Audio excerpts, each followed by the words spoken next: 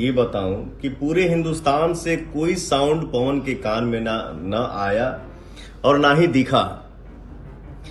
लेकिन आरके सिंह जी के हम एक छोटा सा इंटरव्यू देख ली हैं। मैं आरके सिंह जी का बहुत सम्मान करता हूं, लेकिन जिस तरह माहौल एकदम चकाचक है, चारों तरफ एनडीए की लहर है। प्रधानमंत्री जी के प्रति आकर्षण है, क्योंकि प्रधानमंत्री जी ने 10 वर्षों में काम। मनोज तिवारी जी का एक बहुत बड़ा बयान आया है आपको लेकर कि पवन सिंह जी कभी भी यू टर्न ले सकते हैं और पवन सिंह जी को अब समझाया जाएगा, तो कैसे देखते हैं और क्या कहिएगा अपने बड़े भाई को? यू टर्न ले सकते हैं। अब जहां माई के हमारा देश मिल गई होके, तो या तो मैं ही जानता हूं, नहीं तो भगवान। नमस्कार, नेक्स्ट 9 न्यूज देख रहे हैं आप। मैं हूं आपके साथ प्रांशी राठौर। बिहार में Karakat Lok Sabha seat hot seat बन चुकी है। इस सीट पर निर्दलीय चुनाव लड़ रहे हैं भोजपुरी सुपरस्टार और मशहूर गायक पवन सिंह। वहीं दूसरी ही तरफ एनडीए की तरफ से मैदान में है दिग्गज नेता उपेंद्र कुशवाहा। लेकिन इनके अलावा यहां पर सीपीआई की तरफ से राजाराम सिंह है। आखिरकार इस सीट पर जीत किसकी होगी, ये 4 जून को पता चलेगा जब नतीजे सामने आएंगे। 7वें यानी कि अंतिम चरण में इस सीट पर 1 जून को मतदान होंगे। ऐसे में यहां पर देखा जा रहा है कि पवन सिंह जो साफ तौर पर कह रहे हैं कि वह इन चुनाव में जीत हासिल कर लेंगे, जो वोट बैंक है वो उनके समर्थन में बढ़ रहा है, लोगों का प्यार मिल रहा है, क्योंकि कहीं ना कहीं सेलिब्रिटी होने का एक बड़ा फायदा उन्हें कहीं ना कहीं मिल रहा है। दूसरी ही तरफ देखा गया है कि काराकाट सीट से चंद्रशेखर आजाद ने मिथिलेश कुमार सिंह को उतार रखा है और इस बीच यहां पर अब पूरी तरीके से मोर्चा खोल चुकी हैं उपेंद्र कुशवाहा की पत्नी स्नेहल लता। जी हां, झोली फैलाकर वह चुनाव के लिए जिस तरीके से, माफ कीजिएगा, मतदान के लिए यहां पर अब मैदान में उतर आई हैं कि कैसे भी करके जो वोटिंग हो वो उनके पति यानी कि उपेंद्र कुशवाहा के लिए हो। आंचल फैलाकर वह वोट मांग रही हैं। कैसे देख रहे हैं तनुज आप? क्या पूरे तौर पर एक बड़ी चुनौती अब मिल चुकी है स्नेहलता की तरफ से पवन सिंह को भी?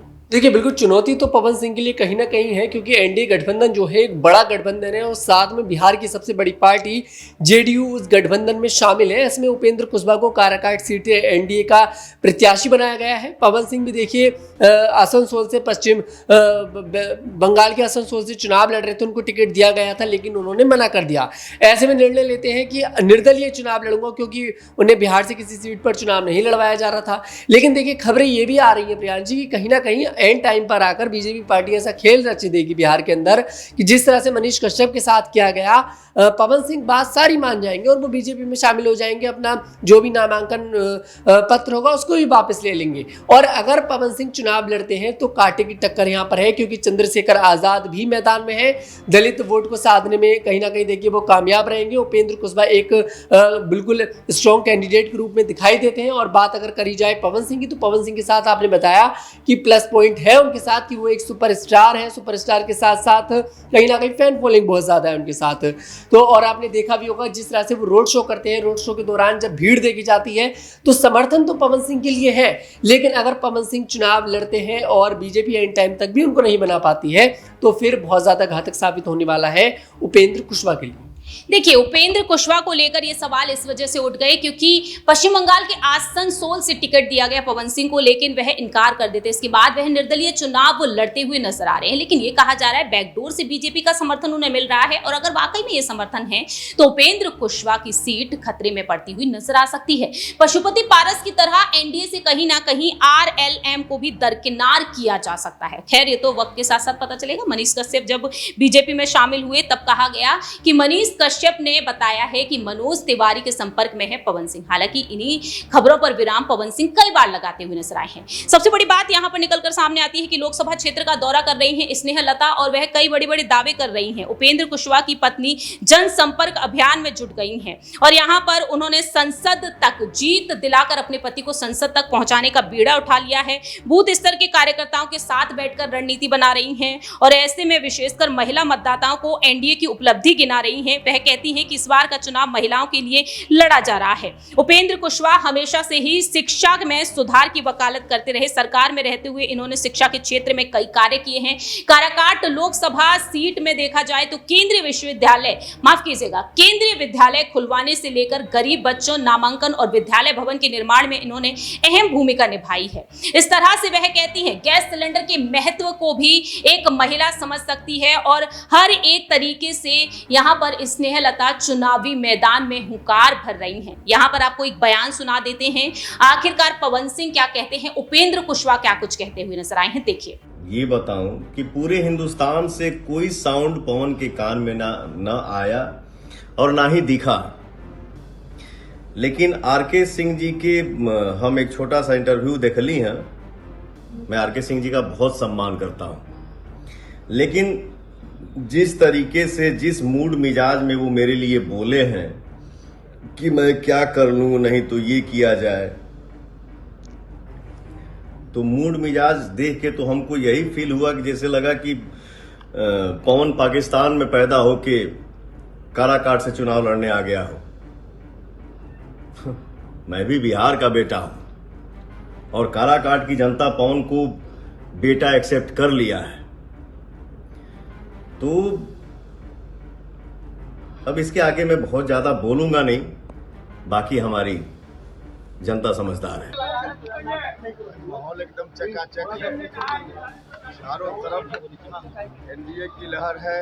प्रधानमंत्री जी के प्रति आकर्षण है, क्योंकि प्रधानमंत्री जी ने 10 वर्षों में काम करके बताया है, जनता की सेवा की है। सभी वर्ग के लोग प्रधानमंत्री जी की ओर मुखातिब हैं, इसलिए एनडीए का पूरे तौर पे सभी जगह चकाचक है। जा रहे तो उनका तो पूरा का पूरा जो भी उनकी राजनीति है परिवार तक सिमट गई है। अब शुरुआती दौर में लोग थोड़ा कंफ्यूज हो रहे थे, लेकिन अब लोग भी इस बात को समझ गए हैं कि उनको परिवार से बाहर कुछ दिखता ही नहीं है, और आज तक नहीं दिखा तो आगे कहाँ दिखेगा। पवन सिंह कितनी बड़ी चुनौती होंगे काराकाट में अपने लिए?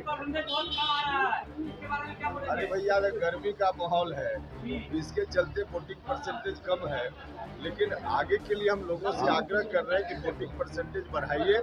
गर्मी एक दिन सह लीजिए, 5 साल राहत मिलेगी। एक दिन गर्मी से अगर आप पीछे हो जाइएगा तो 5 साल में परेशान। मनोज तिवारी जी का एक बहुत बड़ा बयान आया है आपको लेकर कि पवन सिंह जी कभी भी यू टर्न ले सकते हैं और पवन सिंह जी को अब समझाया जाएगा, तो कैसे देखते हैं और क्या कहिएगा अपने बड़े भाई को? यू टर्न ले सकते हैं, अब जहाँ माई के हमारा देश मिल गई होके, तो या तो मैं ही जानता हूँ, नहीं तो भगवान जानते हैं। रही बात मनोज भैया की, तो मनोज तिवारी जी हमारे बड़े भाई हैं, मैं उनका सम्मान करता हूं, लेकिन काफी दिनों से हमारी उनकी वार्तालाप नहीं हुई है। हाँ, एक बात जरूर कहूंगा, रही बात राष्ट्रवादी की, तो राष्ट्रवादी मेरे खून में है। राष्ट्रवादी मैं था, हूं और आजीवन राष्ट्रवादी रहूंगा। लोग कहते हैं कि पवन सिंह जी स्वाभिमान से समझौता नहीं करते, खुद पवन सिंह जी ने भी ये कहा है। तो पवन सिंह जी अब चुनावी मैदान में उतर चुके हैं, तो यहाँ से वापस होने की तो बात ही नहीं बनती।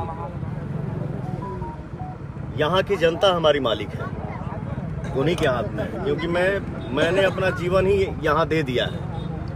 ये हमारे लिए भगवान हो गए, ये भगवान है, ये हमारे मालिक है। इनका जो आदेश होगा मैं वही करूँगा। बाकी बैक होने का काम न मैं जीवन में कभी किया हूं और ना ही कर पाऊंगा। जी, ये थे हमारे साथ भोजपुरी। आखिरी छोटा सा सवाल रहेगा तनुज, आखिरकार ये बड़े बड़े वादे और दावे क्या एक बार फिर से उपेंद्र कुशवाहा को जीत दिला पाएंगे, जिस तरह से स्नेहलता उनकी पत्नी कर रही हैं? देखिए, बिल्कुल दावे कर रहे हैं वो ठीक है, और पत्नी उनका देखिए समर्थन कर रही है, वोट साधन में कहीं ना कहीं कामयाब तो होंगे।